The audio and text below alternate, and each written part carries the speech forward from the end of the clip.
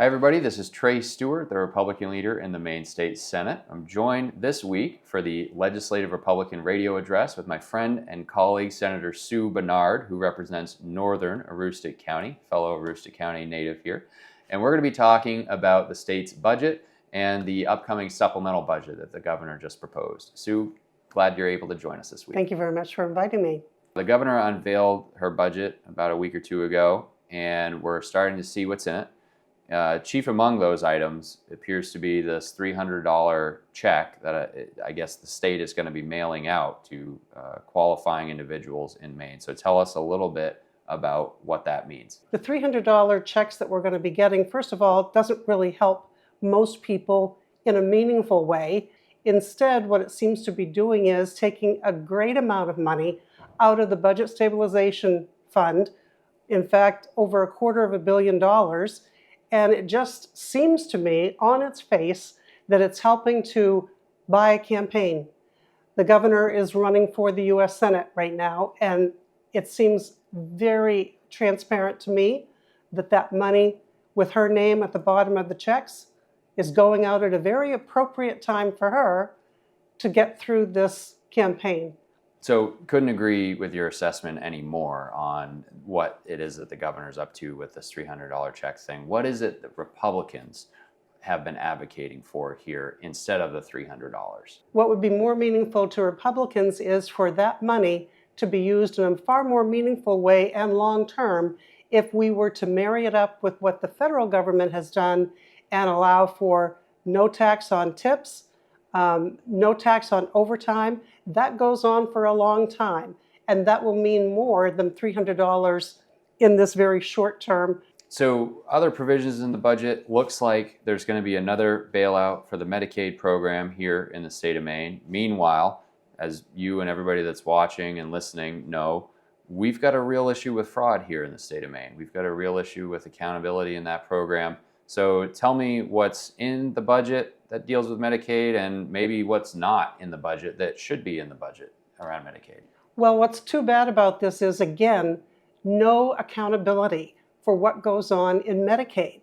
During the last session, we bailed out Medicaid in the multi-million dollars, and now the governor is asking for the same thing again, and with no changes in terms of trying to make sure that there is no fraud. We're dealing with the same problems, and we're going to be bailing out this time if we let this pass through, and it will continue into the foreseeable future.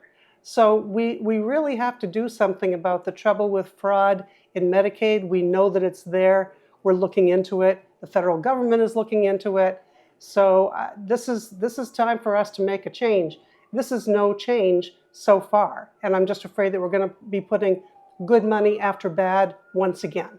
So Sue, you've been on the Appropriations Committee here for a couple of years now, and we've seen nothing but majority budget after majority budget after majority budget by the Democrats. So all of this spending is really pretty squarely on them. What is the difference between what the Democrats have been doing and what Republicans would do if the balance of power was to change here and go from a Democrat trifecta to a Republican trifecta here in the state of Maine? I think the biggest differences between the Democratic approach and the Republican approach is that Democrats tend to create a problem by spending more and spending more. And then what are we going to do? We have to raise taxes. The Republicans, on the other hand, want to lower taxes for everyone, that it's a sustainable tax relief. We don't want to spend money like it's going out of style. We want to make sure that we can take care of those programs that are most essential to most people. Couldn't agree with you more. It seems like the Democrats down here are content with being both the arsonists who created the problem as well as the firefighters who are pretending to solve it now that we find ourselves in an election year. And it's the same old, same old. The only question is, are Maine people going to realize that and do something different this time?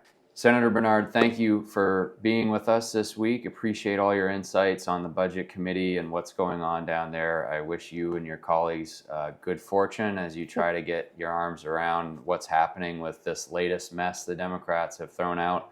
But seriously, thank you. And every taxpayer in Maine owes you a debt of gratitude for the hard work that you put in on that committee to fight for them. Well, thank you. Thank you very much. And it's been my honor and my pleasure.